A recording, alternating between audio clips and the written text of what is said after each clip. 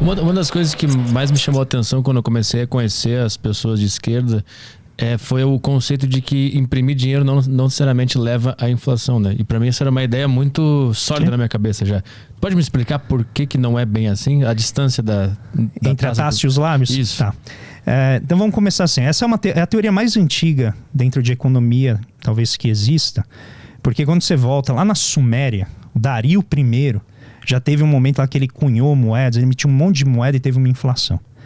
Então, historicamente, a gente é preparado a pensar que se você tiver muito de um meio de pagamento circulando, o valor que cada pessoa atribui a esse meio de pagamento vai ser menor. E isso é que a gente dá o nome de inflação.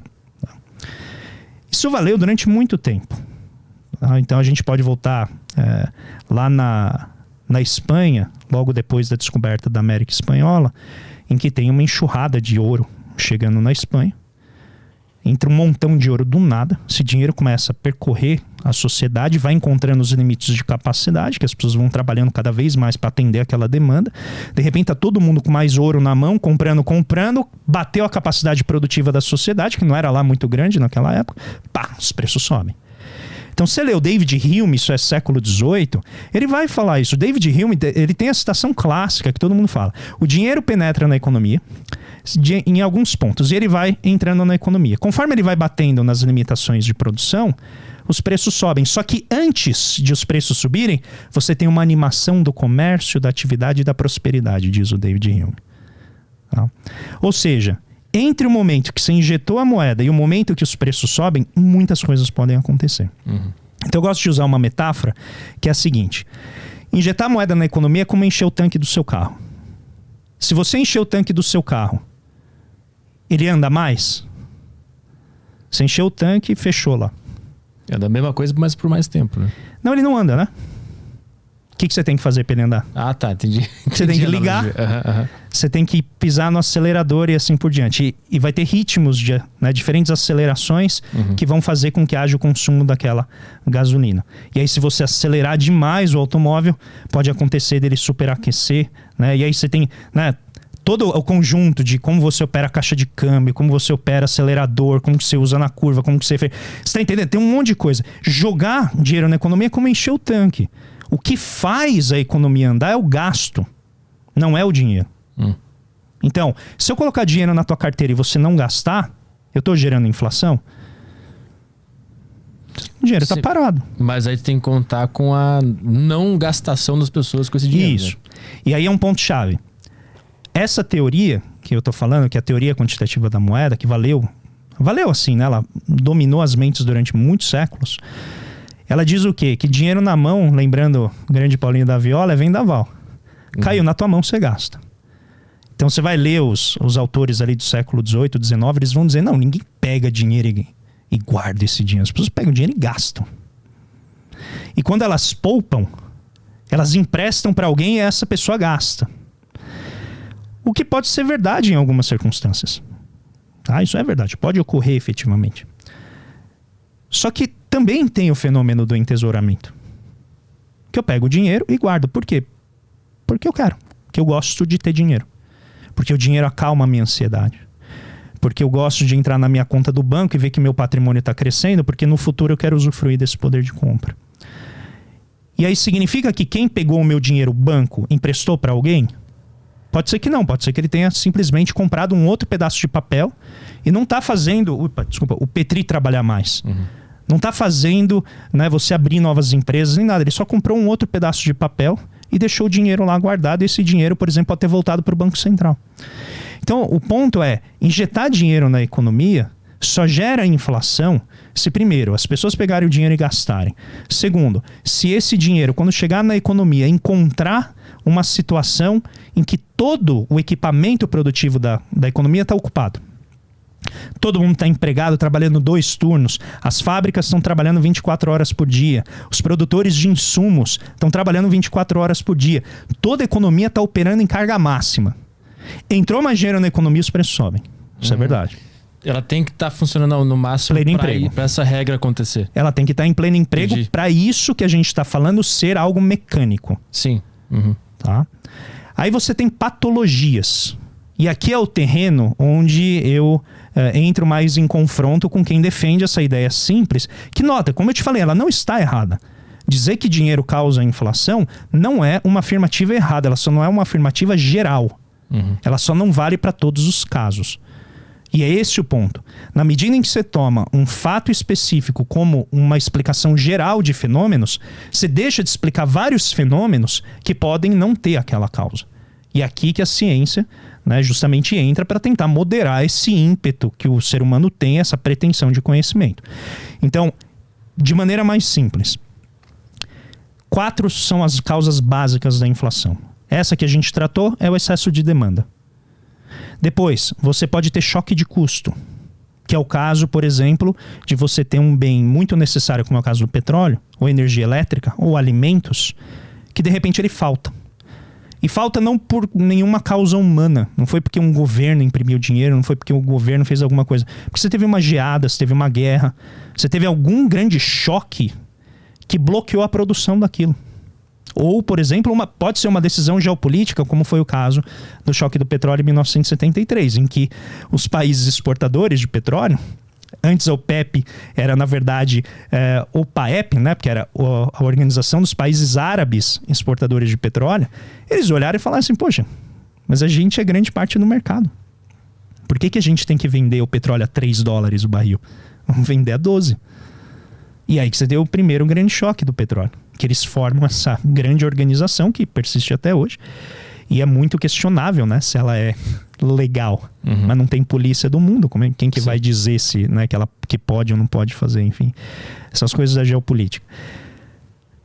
E aí esse preço, que era o sangue da indústria, num período de forte crescimento industrial, a gente está falando da época do Fordismo, né, depois da guerra, grandes fábricas, né, aquele operariado urbano, fabril que a gente está acostumado, que foi de onde o Lula nasceu.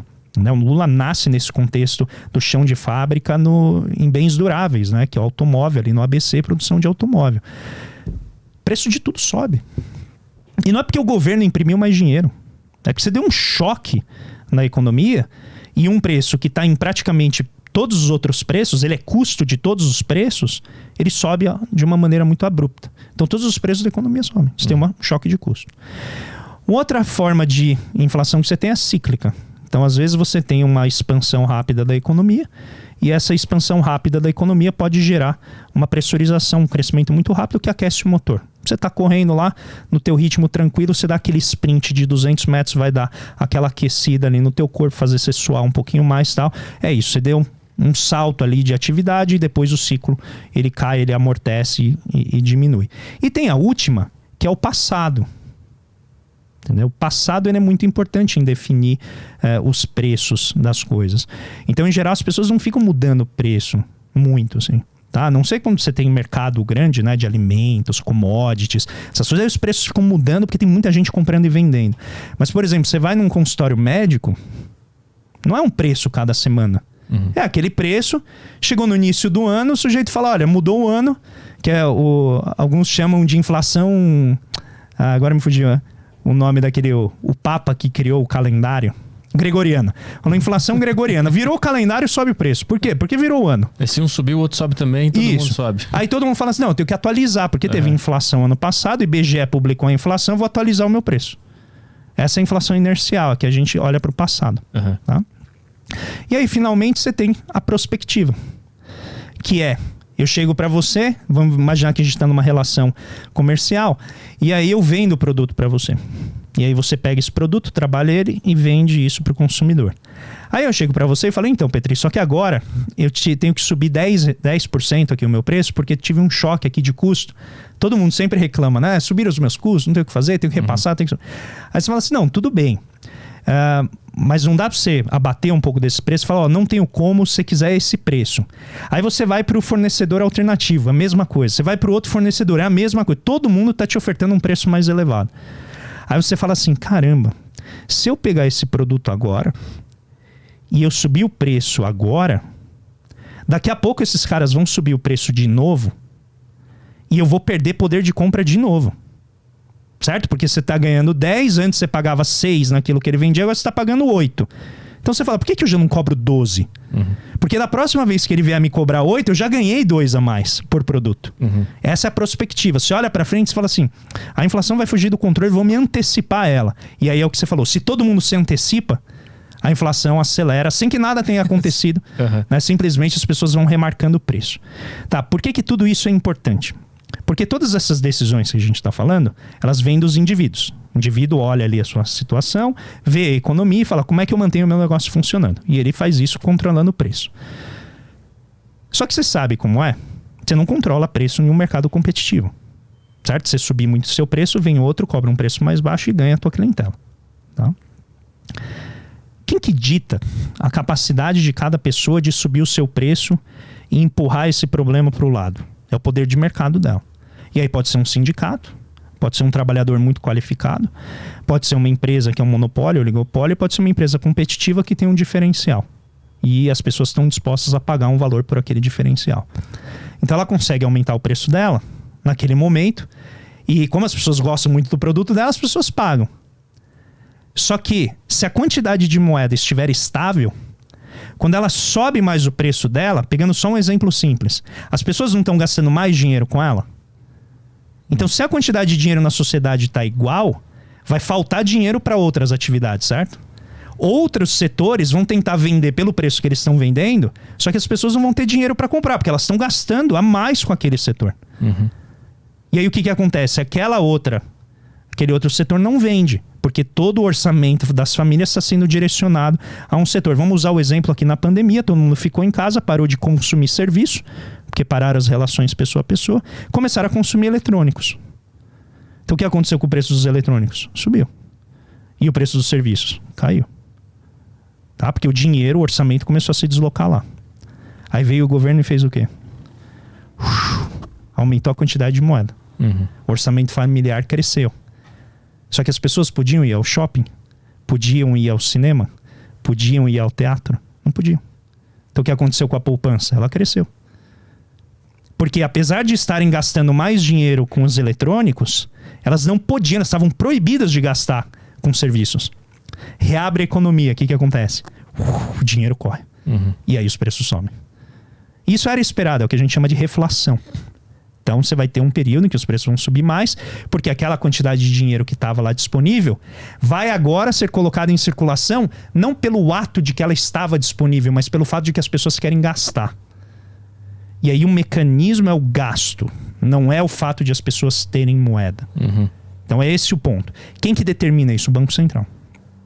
Então se o Banco Central estabelece qual que é a quantidade de moeda que está circulando na economia, ele está permitindo que numa situação em que um preço suba, o outro não precise cair.